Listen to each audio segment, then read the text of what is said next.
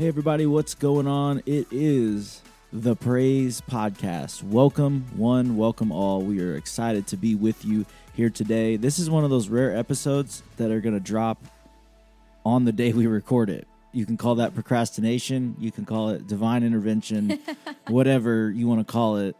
Call it busy schedules. Call it busy schedules. It is what it is. So you get another one of these glorious, we haven't had many of these, but we have had a few of these glorious Monday morning Praise Podcast episodes, which also means you get Monday morning voice from myself, from Brooke. It's always a blast. But my name is Eric. I get to host this podcast. So happy that you have taken some time to listen. So whether you're on the lawnmower right now, whether you're working out, whether you're out for a walk, or you're sitting at home, or no matter what you're doing, we want to say thank you for tuning in. Thank you for listening. Thank you for taking an hour or so out of your time. We are going to be talking about a really important topic to talk about today, and we'll get to that in just a little bit, but you're going to want to stay tuned for that because I think it'll be a good one, some scripture that we have found that we want to go over, and of course we're going to do a song spotlight here in just a little bit. But before we get to all that, we want to remind you to like and to hit that subscribe button wherever you listen to this podcast at. If you hit that subscribe button, that helps this podcast get seen and heard by more people. You know what else does, Brooke? You know what else helps this podcast? What? Ratings and reviews. So hit us up with a rating. Hit us up with a review. That always just helps, however those algorithms work, however all that works. I don't know. I guess it helps. I just assume it helps. If more people did it, maybe we would know if it helped. But yeah, I think it helps. So you should do a rating and review, and that would be really cool. So you could do that right after you listen to this killer fire episode. It'll be great. Brooke, before we get to all this other great stuff, how are you on this Monday morning? I'm good. I'm tired already. And it's like I'm last week tired, but it's the start of a new week. So my last week tired is just making this rolling week tired. Over. Yeah. So, you're a single mercy. mom this week. Yeah, I am. And it's day one. So Day far, one, so good. single mom life. Yeah. Hayden has abandoned us both. Yeah. He said, see ya, Eric. See ya, Brooke. No, he's like, I'm going to go do the Lord's work or something. So annoying. Yeah, he's the best. Which is really funny. I'm glad we're talking about this now because we're going to be talking about it later because it's really what spurred on this thought process of what this episode is. But Hayden is at CIY with our Fusion group, which is our high school ministry. And they left this morning at like 6 a.m. And, they're going to be gone till what, Friday maybe? Saturday. I think Hayden's coming back early. Yeah. But Saturday. That group will be gone. So I know good. I had to find a new golf partner for Tuesday night because gosh, Hayden's the inconvenience, It really is. It's like, what is more important here to you? Like kids finding Jesus or us keeping a hot streak going in this golf league. But clearly he made his choice. Yeah, so we're just here to deal with it. We just got to live with it, and it's fine. We all can't be as good as Hayden. No, that's a whole episode in itself, probably. Whole episode but in itself. But they're going to Holland, Michigan. Which is like your fave CIY spot. It is. Other than I am partial to Milligan, which is in Tennessee, only because that's where I also went in high school. I was going to say that and was we got to go back there a couple times. I just really like because you're just literally in the mountains of Tennessee, and there's just something it's really pretty special about it. But if I couldn't go there, even if I could go there, I'd probably still go to Holland. I mean, Holland is top notch. Yeah. It is just the weather is perfect, the grass pristine. Coffee shops. There are two great coffee shops. One that I think is overhyped and is more like what I consider to be the touristy. That's where all the kids go. They think it's the best, right? But it's not. Really, it's not. If you go over a couple blocks, there's one called the Cafe Bar 205. So good. Maybe Hayden will just have to coffee for the week and drink some for you. The vibe is spot on. Yeah, aesthetically pleasing. Great. great coffee. That's the They've most got these important garage part. doors that they can roll up. So like I Nice. would go over there and work in the afternoon, Mm-hmm. and I would sit there and do my work in this great space. Great people that run it. So Good. Well, I've never been. My high haven't. school days at CIY, they didn't do Holland until after Yeah. I graduated. Holland So is I never one experienced of, that. I mean, Holland is probably, I would imagine, at least it used to be. I mean, CIY would probably put it in its top 5, maybe even top 3, like most sought after locations Wow.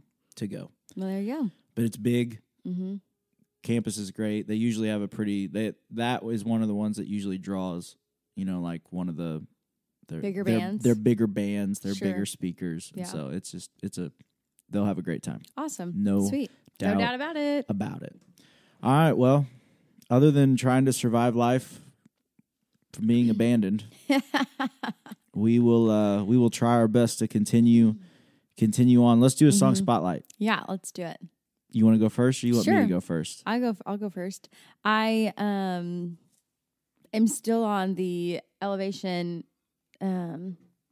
album, and the one that I am selecting, or the song I'm selecting today from that album again, would be Nobody, Nobody. And this is a fun play on words song. which is also a really fun reason as to why I like it. Yeah. But Nobody, and it's a good song. You need to listen to it, but it's also really catchy. Like melodically, it's great. Lyrically, it's fun, and like you said, there's a lot of play on words there too, which is, I don't know, makes it even better to me. And I don't know, just good. I like it. Mm-hmm. Either, I don't know if you can hear this currently in yours, but either Blakely is on the other side of this wall singing very loudly, Yeah. or Bambi's on the other side of this wall singing very loudly. But if you hear somebody singing in the background, there it that's is. either two people. It's either Blakely, or my Bambi. daughter, or Yeah. Bambi. Well, and Could be so, either one. It might be in both. They might Side be. note, though, we are in a different room, which also feels funny. This is We our are. first, real talk. When we first started this podcast, we were in the ministry building. And so we had to walk a mile to our, the studio room. But it was great because you, didn't have any interruptions. But then we had, all that road construction or whatever. Yeah. And you heard, do you remember those, Boop, yeah. And then what are the things that, break the concrete? jackhammers. Yeah, and you'd Yeah. hear those across. And we were like, what in the world? So then when the offices changed and spots opened up, we were in the last studio space, and that was great. It kind of was up and over from everything, so you didn't really have a lot of interruptions or noise. And now, because of some construction again, going on inside the building, we're downstairs. We're in our old office space. So this is now our third studio spot. And it's back in the green room area, and people are, it's just, I don't know. It's a little busier area. It is. And the walls are very thin. They are. So you can hear Bambi and or Blakely singing, or at least we can. Yeah. And, but people will, I'm sure, walk by and all the things. But maybe not on a Monday morning, which is probably going to be our new It might be because Yeah. we normally do this Friday before lunch. Friday, but then John does his run through, which is why we couldn't end Yeah. up really doing this Friday. So we were waiting for him to get done Yeah. because he was being loud. John. I mean, the nerve to practice your sermon and be prepared for the weekend. Oh, that's funny. But anyways, yeah. What's your song? My song is "Good Plans" by Red Rocks. You love Red Rocks. I'm a Red Rocks guy. I think probably myself and Caden Vaughn. Yeah. Where are they out of? Where's their church? Colorado, Red Rocks. Oh, yeah. Duh. Yeah. What part of Colorado? I don't know anything about any of that. I think they have multiple Multi-site. Yeah, multiple campuses. Honestly, let me look real quick because I want to say Boulder, but I might just be Boulder. I might just be. I think Colorado is beautiful, but I know Colorado nothing about is the great. cities or locations of things. But the amphitheater is great, which obviously does make sense. Red Rock, Have you ever been to great. the amphitheater? No, there? it's a bucket list item for me. Littleton. Okay, there you go. Yeah, I knew it was Littleton, something Colorado. like that. I think they have maybe more than one campus, but Okay. yes, they do. They have many locations. But, Oh, okay. All in Colorado? no, it looks like there are maybe some in Austin, Texas, Arvada, wherever that's at. So I don't know, but Well, we'll have to dig into that. That's yeah, interesting. my aunt used to live in Colorado, so we went to Colorado a lot. We used to go there Christmas time, we'd go out there. And I've always said that if I was going to move somewhere, Colorado would be top pick. Probably where I would go. Yeah, my dad's always said that, but he's a Denver Bronco person. Yeah, so I like the all that's fine. I just don't know how I do with the cold. I'm not a big cold person. Yeah, and I really don't even like snow all that much, which makes people probably immediately go, "You don't like cold and you don't like snow." Probably should not. Probably wouldn't recommend. But I don't know. I think you get used to it. Yeah. And it's so pretty. It is just so pretty. I don't know how you have a bad day and like open your door and you just like there's like mountains in your backyard. But one of my favorite teachers on the planet, she was my second grade teacher. Her name is Miss Pelez, and she went to church here and for a long time, and then now their whole family is living in Colorado. And I remember I was actually like in college doing some school stuff. And I was doing some observation hours with her. And I remember even then, like she was talking about when she retires, like her and her husband were going to move to Colorado and all that. And then it's so fun to like see them and then their 2 daughters there. And like, they're always posting pictures about really cool things and shopping and, restaurants and hikes and whatever. And they're just living it up, but it is a beautiful place. I would agree. Either A, really good vacation there, or B, it would make sense to move there if you had to pick somewhere else to live. Yeah. But anyways, why are we talking about this? Well, because Red I Rocks. said my song, that sent us down a rabbit hole. Whew. We should not record on Monday mornings. This is real though. Real time. Yeah. So verse, I'm going to Wait, what's it called again? It's called Good Plans. Good Plans. Yeah. Okay. Good Plans, Red Rocks Worship. The verse in the chorus, though, I really like. It says, the Lord is my shepherd, and he is everything I need. So I will not worry. I will not fear the enemy. He said that he loves me. He said that he's with me, even though I walk through the valley of shadow and death, and I still know. And then the chorus is, he has good plans. He has good plans for me. So I will take heart in deserts and gardens. He has good plans for me. But I really like this line. I think this is kind of a play on words as well.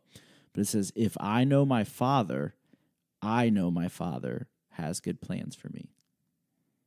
I think that's just a good line. Yeah. If I know my Father, I know my Father has good plans for me. Like basically saying like, if I really know him, then I know that he has good plans. I like that. So, yeah, it's a good song. Yeah. And that reminder is so necessary sometimes too. Like when things are really sucky or like really challenging or really hard. Like I think, and we've talked about this a long time ago a lot, but like just remembering like kind of where to point the finger. Sometimes we play the blame game on God or question him or whatever instead of like where like our instinct should just be like, we should just be so confident in his character to know like, no, you're still carrying me. Like you're the reason why I'll get through this, or like you'll sustain me despite X, Y, and Z. Like where, sometimes we can be immature, honestly, and just be like, oh, wow, this is really hard. Like, God, why are you whatever? And then just get bitter towards him. So, I mean, I love that. If I know him, if I know my Father, like I know that he has good plans. So just like, I don't know, speaking that truth and declaring that confidence over his character and like his plans for your life. The reminder, I think, does our flesh some good. So that's good. I'll have to listen to that. I've never heard it before. We'll probably do it before long. There you go. That's not surprising. Usually when you get your heart set on one, that like you bring it over, and I really like that. Yeah, so that's good. It's been on my radar. It's been on the list. Like usually when I'm making a set list, I pull in every song that I think. I have seen you do this in person. Yeah, I pull in generally any song that I think I might I might remotely be drawn to it, and then it just kind of I see what I think flows and where we're supposed to go from there, and it whittles down. And it's made the big list many times. Yeah. It just hasn't quite been the final cut. It hasn't been the right time yet. Yeah. So. Well, and just to talk about, I don't know if you're a worship leader and you're listening, what your method is of like how you pick your set. But Eric, it's so funny. You like know what he's working on if you walk by his office, just by like what his computer screen looks like. And he will like have his iTunes pulled up on his computer, and there's like a list on the side of every weekend of the year. Their playlist that he's made.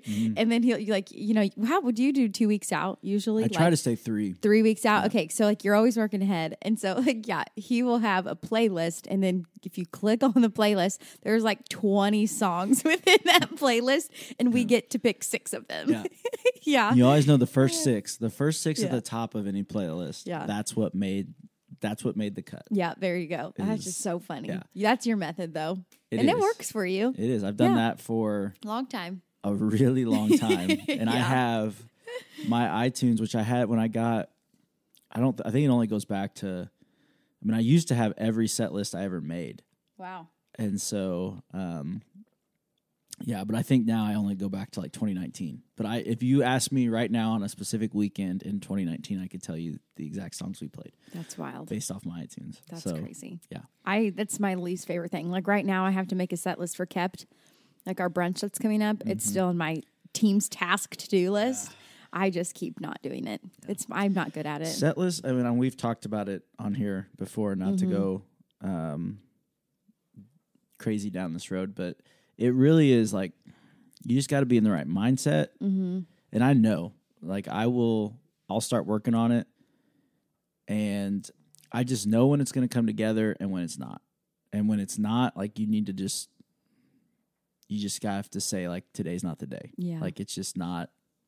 It's not the day because you're just going to sit there and you're going to fight it, and you're going to get frustrated, and so. And for me, but then when they come, when they come and you're like, this is done. It's just so easy, and they start flowing, and you've got your direction, and and there's sometimes where, it takes. I know you're desperate when you come to my office, and you say, Brooke, what's the first song that comes to mind when you think about storms? Yeah. And just like, oh my gosh. Yeah. No, but it's hard for me, like keys and stuff. Like music means that is just so not in my repertoire of knowledge or skill set. And like even when you have to think about what key songs are in, or like to me, if it's in this key compared to that key, what difference does that make for either A, someone singing it, or B, like the people playing it? Like, so then, you have that whole layer of things too. And transitioning, from song A to song B, and if they're in the same key or different keys and what that's like. And it's just like, oh, it's miserable. It's not my gifting, but I'm glad you're good at it. So anyways. It can be fun. Well, speaking of being transparent about setlist process. Yeah. What are we talking about today? This one is going to be fun. And I think because, I don't know, I would rather err on the side of being too honest, or maybe too transparent than not transparent enough, and I think I like to think it's more relatable for people if we can just be real, and that feels like one of those things in an interview when they're like, what's a weakness? And you're like, I try too hard. Like others tell me that I just care too much. Oh my gosh. Like, everybody says like, I'm too very transparent. I'm too honest. I'm too honest. Yeah. Well, and it's sometimes, that's a whole other conversation, but like into discerning, like, wisdom and like knowing what you know and knowing when to say something or if you should say something, that's a whole other thing. But I think, especially in the jobs we have,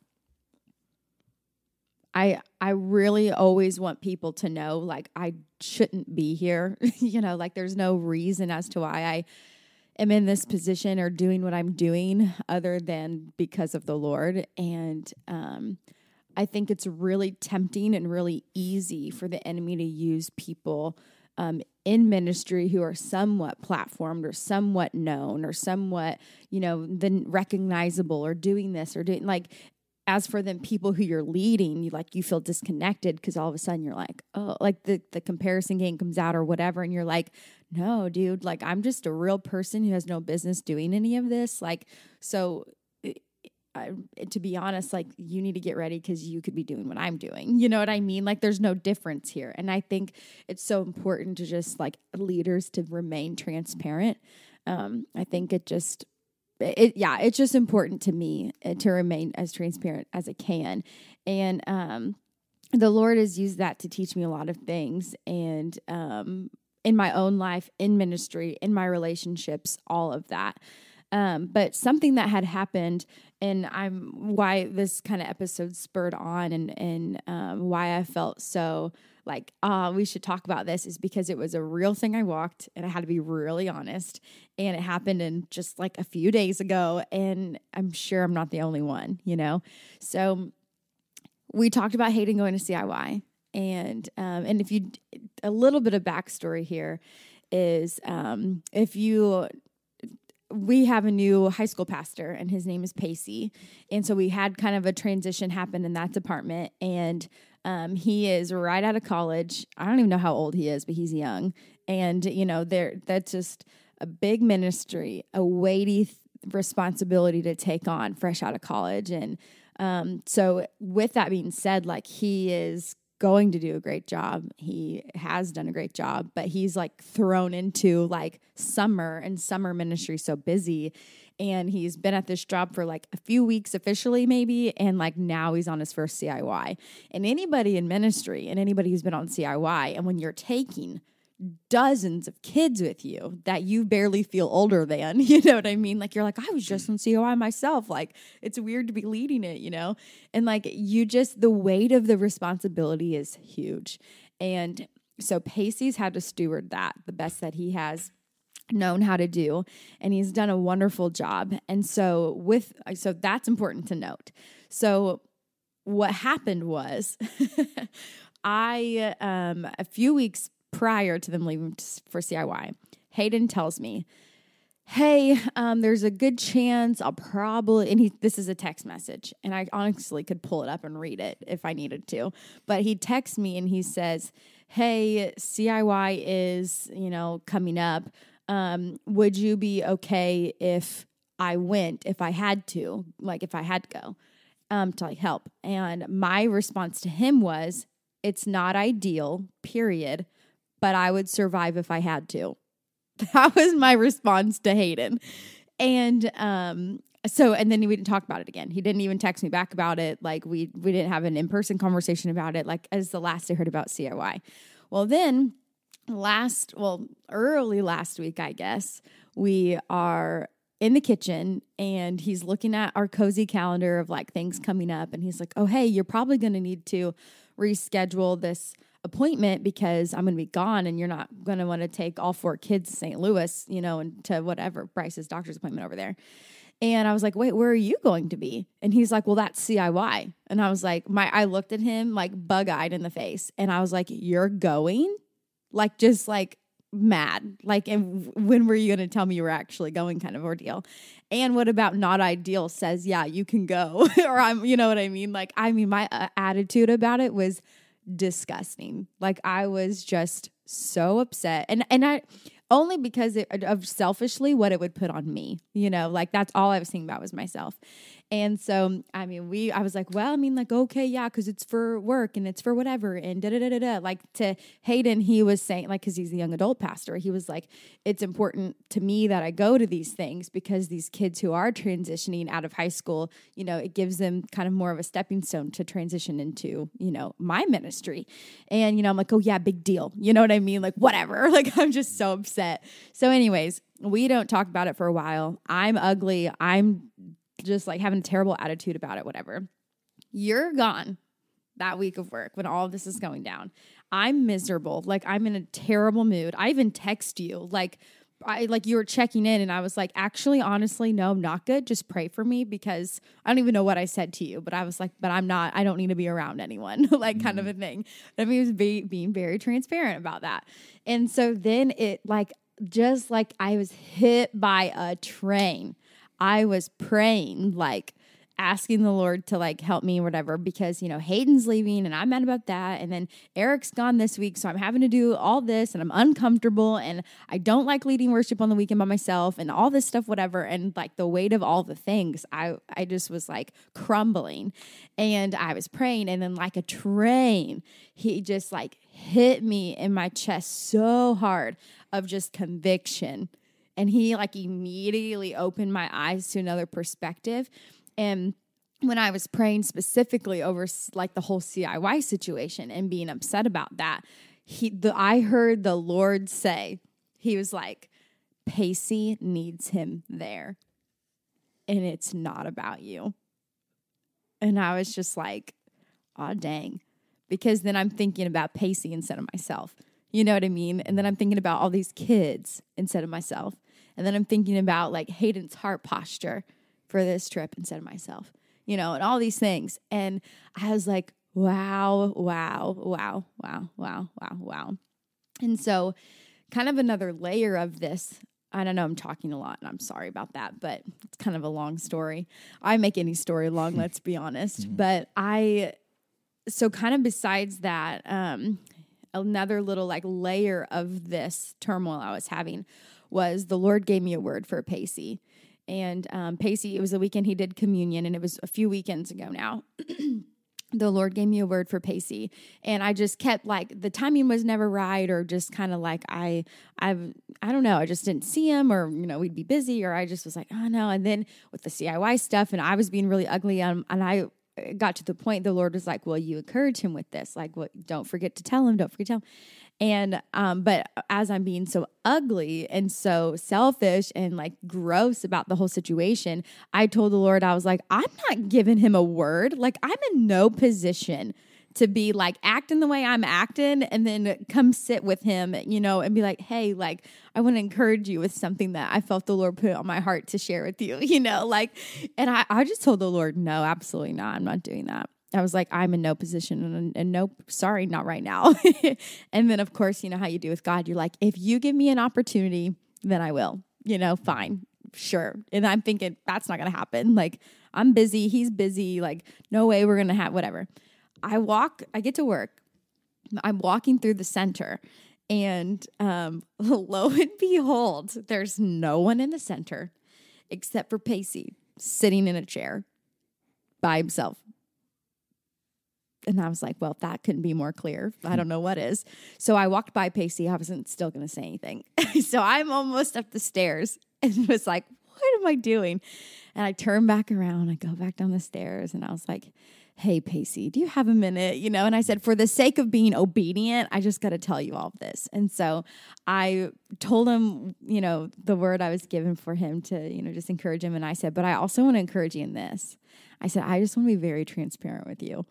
I said, Pace, I'm in no position. I feel totally unqualified and totally like out of line to be like, hey, I have a word for you, whatever.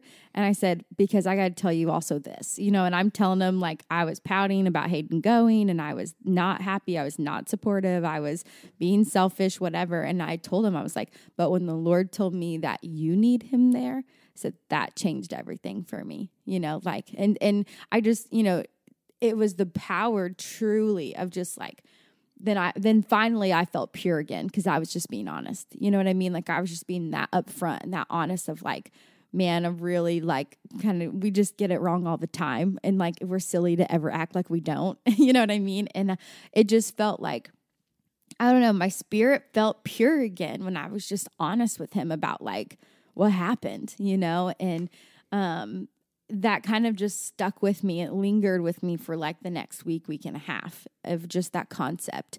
And yeah, so I mean, that's a very long story, but I think all of that to say the layers of like when things get ugly, when we act ugly, like, and are we honest about it? And like, do we recognize it in ourselves? And then, you know, do we just tuck it under a rug and don't talk about it? Or do we actually bring it to light? You know, and the scripture that I wanted to read that the Lord brought me to when he was walking me through all of this. I don't know. It's in Ephesians chapter 5. I forget what the subheading was. We were talking about earlier, but something about the light. Do you remember? It was. I can't remember. It was something about the light. Living in the light. Yeah, maybe something like that. Living in the light. Living in the light. And one of the verses that that stuck out to me when I was looking at all of this. It said, for you were once darkness, but now you are light in the Lord. Live as children of light, for the fruit of the light consists of all goodness, righteousness, and truth. And find out what pleases the Lord. Have nothing to do with the fruitless deeds of darkness, but rather expose them. And so I think even just that call of like, putting on the armor, bearing the fruit, walking in light, being honest about, all the things and the things that are yucky and dark, don't take part in that, cut it off, repent and move on, keep going forward. And I just thought that was a whole powerful thing. And I hope that encourages somebody of just we get it wrong all the time, but are we willing to be taught? Are we willing to be transparent? And I just wanted, and even too, how that encouraged Pacey just to be because I know Pacey loves me. I know Pacey respects me. I know Pacey values, my thoughts and things. And I think for Pacey to be wow, she's just pretty human. You know what I mean? I just think that encouraged him, in this new ministry of it's not your responsibility to have it all together all the time. It's your responsibility to be transparent and dependent and honest and willing to just grow and be refined and to let the Lord do a work in you as he uses you to do a work for these children, who you're teaching and who you're leading and guiding in a very important season of life. And it's just powerful all across the board. But only the Lord could use our yuckiness and bring light to it in really powerful ways. Yeah. Well, there's a lot of directions that could go. The first thing that immediately comes to mind, just ending on the light stuff, is because of what we talked about, what I kind of shared about Let the Light In. Yeah. So it's a song that we do hear often, Carrie Job, Let the Light In. But the bridge of that chorus is, and we talked about this past weekend because we did the song in service, and every time we sing the words of that bridge, which are open up the windows, let the light in. And I was telling Brooke, I was I feel like we just need to explain that because it feels like there's a lot of power and depth to those words, but I feel like probably to the average person, just what do you mean? Open up the windows, let the am I supposed to, it just, I don't know. It feels like it's very descriptive, but it's not really a very churchy lyric, I guess you could say. Yeah. Or especially without context. And so I was reading, and in Isaiah 59, 9 and 10, basically Isaiah is describing a time of thick, desperate darkness. So the people that he is talking to at that time are just surrounded by darkness. And I don't know if you've ever, Hayden and I were actually talking about this because he just went to a cave. He took the YAM group to a cave. But have you ever been in a cave? No. So they kind of freak me out. Yeah. So I've only been in one. I've never been. But we were both talking about how it is. I mean, when you go into a cave and there's no lights, I mean, it is literally dark. There's dark, I flipped the light switch off in a room, but there's still light coming from somewhere. But then there's okay, I'm however many hundreds of feet down below the ground, and there's no lights. I mean, you literally cannot see your hand directly in front of your face. It's just, you can see nothing.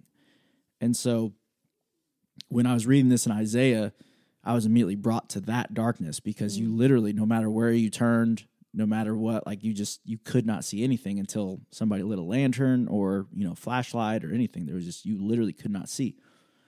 And so I had that image in my mind. And then a few verses later, starting in verse 60, the tone changes because basically the light has come. Isaiah is describing that the light has come. And he's telling the people hey, God has sent this. This is restorative. This is redemptive. It's time for you to respond to it. It's time to arise and to shine this light that God has given. And so when we were talking about those lyrics, that really is what it's kind of like you were saying. We kind of have two choices. We can keep our windows shut, blinds drawn, curtains pulled, don't let anybody in. And from the outside, nobody knows the darkness that's on the inside of our house, but they can only see the outside, or we can pull the curtains open, pull up the blinds, open the window, let the light from the outside in, let people see from the inside is. So not only are we allowing others to see in, but we're allowing the light from the outside to come in. And so, and that's what changes us. Yeah. And that's what, I think that's a big part of responding to that, because once that light's in there, kind of like you found out, once you do that, like you can't really, like there's no hiding anymore. Yeah. Right. I mean, like it's like I'm either about to be just blatantly disobedient, or despite all of how much I don't want to do, I'm going to, fine, I'll do it, but because you get to that point where you have to. And I think transparency is, there's an element of accountability to that as well. And then I think the other flip side of that is, or just the other from hearing that story is, like you mentioned, how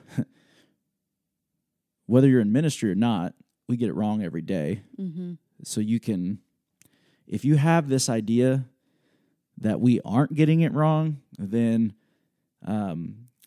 somebody has lied to you.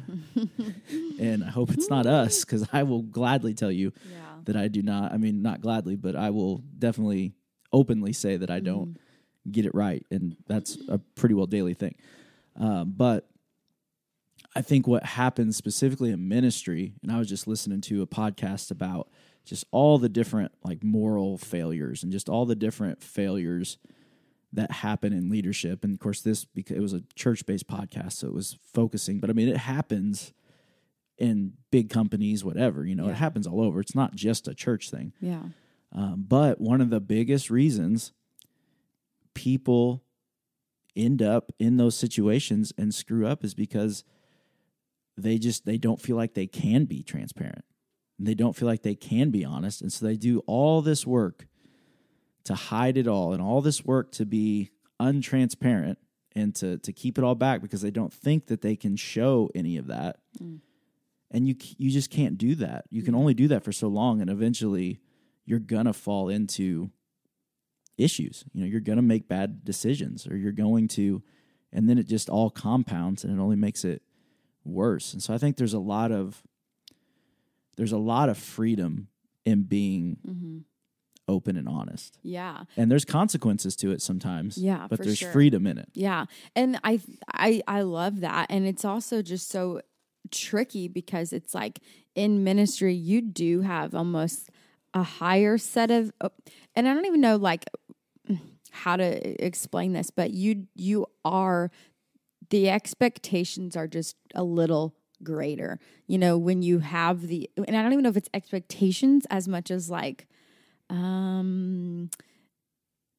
proper accountability.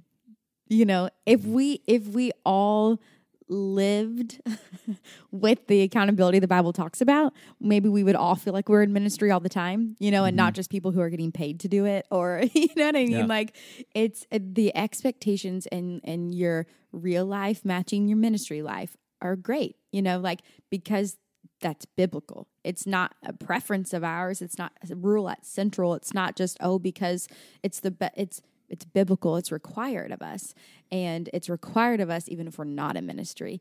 So I think it gets kind of like a gray area there when I'm like, I in ministry feel like I'd rather be transparent, than carry the weight of hiding all this stuff, because my job depends on it, my relationships depend on it, my, whatever, it depends on it. And it's like, but that's the way that we should be thinking, just if we're Christians and we bear that name and we bear that title, like our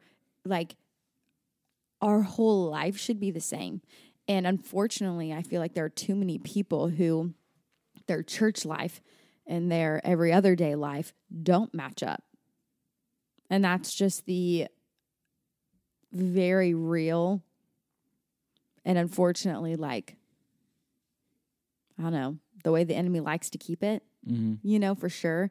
But like, if we as Christians can just like break down that barrier and just like, John talks a lot about like the integrity of our staff, like he challenges our integrity, and if people were to really look into our lives, what would they find? What would they see? Would they see the same thing? And I'm just very passionate about that, you know, for my relationships, like outside of the church, to my decisions outside of the church, to how I raise my kids and how, you know, my marriage, just all these things. It's like, I don't want to catch anybody off guard that I'm not who I say that I am, or that I'm not who I claim to be. And so I'm like, I'm going to be the first one to raise my hand and tell you, yeah, no, I'm not perfect and I don't deserve to be here. You know what I mean? Like, but none of us are. Like, we're not any of us are perfect. And because of the grace of God, like, we're allowed to do his ministry, whether we work in a church or we work in a school or we work in an office or we work wherever, if we're a stay-at-home parent, like, because of the grace of God, like, we are able to be vessels no matter where we are. And it is powerful that our ministry and our life are the same thing, you know? And I think there's also another message in that, but and I think there's the other side of this is we as people need to learn and know how to respond when somebody is being transparent. Oh yeah. Let's talk about that. That's a good point. I think that is the other side of this, that because we get that wrong so many times, people feel like they can't be transparent. And so there has to be that side of it as well, because if you don't feel like you can be, then you're not going to be, or you feel like it's going to do more damage for you to be, then you won't be, which is really just a lie. But, you know, I think that's the biggest, not the biggest, but that's a big part of this is if you don't feel like you can be and you don't have people around you that you can be open and transparent with, then you will bottle all that up. And that just only leads to more issues. But I think receiving that, you know, understanding that, because it's, I mean, whether you're in ministry or not, life's hard. And, you know, the problems, everybody has problems and they're all different, but, you know, understanding that, hey, this is somebody that is coming to me and being open and transparent, then you have a choice of how you respond to that and how you receive that. And probably how you respond and how you receive that is going to dictate whether they ever be open and transparent, definitely with you, if not anyone again. Wow. Well, and it's so important to be, when you're on the receiving end of transparency, like, how are you loving, and yet what are you still biblically keeping your friend accountable? You know, and that's tough, because we love them, but if your friend or whatever that's being honest with you about something is doing something that is not right, like if it is against God's will, if it's against his plan, if it's against his order, if it's against the things that please him, like, we cannot, out of our love for our friend and their feelings, value that over, like, the righteousness of God, you know. But we're not to judge or condemn, you know, but it's, and, you know, we talk about the plank and the speck and that whole thing, but it's like, we are to love them, but we're also to point them to truth, because the truth is what's really going to set them free. You know, it might not be the easy thing to hear. It might not be the easy thing to say, and it might not make sense. You know, when situations are so bad, you're just like in my own flesh, I'm like, I agree with you. You know what I mean? And then you're like, but God, you know, but God says this for us, you know, and I think it's just, if you're doing it genuinely out of love and pointing them to the truth that will set them free and really bring healing and restoration. Like, the enemy wants to create confusion, and although we might not understand, we're not confused. That's important. Although we might not understand God's way, I'm not confused by his truth, you know, and even when we don't understand it, we speak it and out of love. And I think that's what changes. I think that's the key that can really change it for the person on both sides of that conversation, you know. But yeah, it's that point's so important. How you receive it, and also how you, being the person that receives that hard word, but then being the person who is honest enough to just, you know, wow. Yeah. That's a good point. 2 Corinthians 1:12. as we were talking about this was a verse that popped up, and this is Paul writing. He says, we can say with confidence and a clear conscience that we have lived with a God-given holiness and sincerity in all our dealings. We have depended on God's grace, not on our own human wisdom. This is how we have conducted ourselves before the world, and especially toward you. And I think it's interesting in here. So, I mean, I think that says a lot. You know, Paul is basically, I think that's basically what he's saying is, look, I can say with a clear conscience that we've been transparent. We've been open. We've been honest. We've depended on God, not ourselves. That's how we've conducted ourselves and towards you. And then it's interesting here because I think this is kind of him saying, like, look, he says, our letters have been straightforward and there is nothing written between the lines and nothing you can't understand. Now, I hope someday you will fully understand us, even if you don't understand us now.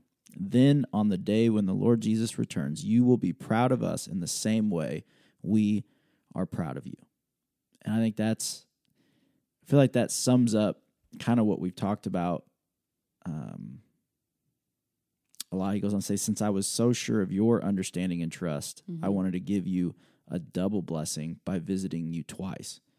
And so, I mean, I think that says a lot there that, you know, he felt this was a safe place. Yeah. You know, Paul felt like they understood him and he had their trust. Yeah. And they had his. And so, open, honest, transparent. That's a word. There you go. Yeah. That's good. That's a good convo. We're both drinking our Fusion coffee. Shout out to Fusion Coffee. Yeah, as we're podcasting. So it's a good conversation. And honestly, like a few times I forgot that we're recording, that other people will be hearing this. We just get into our conversations. Yeah. But yeah, grab some coffee, grab a friend, give it a listen. Get in the Word, you know, and see what God has to say about all of this as well. And obviously, like His Word is above ours, and so just sit with Him with it for a while. Like, how can you be more transparent with people, and how can you be a person and a friend that's a safe place, a trusted place, a godly place for people to be transparent to you with hard things that they're going through, or situations or seasons. And how do you respond out of love but of truth? You know, how do you respond of, how do you be ask the Lord, like, to help you. How do I be a safe place for people, but still cling to the truth, you know, and still be a vessel for the kingdom of light. And He'll give you wisdom. He'll give you godly discernment. We talk about heavenly wisdom, you know, and he will give that to you if you ask, you know. And so we'll be praying for you in conversations to come and relationships that come, but relationships are so important to have, and healthy ones and honest ones and godly ones. And this is a huge key to just being real with people and having permission to get it wrong, but having someone who spurs you forward to get it right, you know, and in a way that honors and pleases the Lord. Good stuff. Great stuff. As always, thank you for listening. Leave that rating, leave that review, hit that like, subscribe button. Every time we drop a new episode, it'll automatically update you so you don't have to wonder when it's out. But you can do that. Share this podcast, as Brooke said, with somebody. If you know somebody that could use this, or maybe you've been looking for a way to start an open, transparent conversation with somebody, this might be a good way to get that conversation rolling. You can send them this, say, hey, let's talk about this conversation, and then you can lead right into whatever you may need to be talking about. As always, we would love for you to join in on the conversation. So if you've got any thoughts or words that you want to share, please send us an email, eric@centralnow.com or brooke@centralnow.com. We always love to hear from you. We love to hear your thoughts and your input on any of the episodes that we do. We appreciate y'all. We love you all. Thank you for listening to the Praise Podcast. As always, let's be people in every day, in every way, that bring the praise. We will see you next time.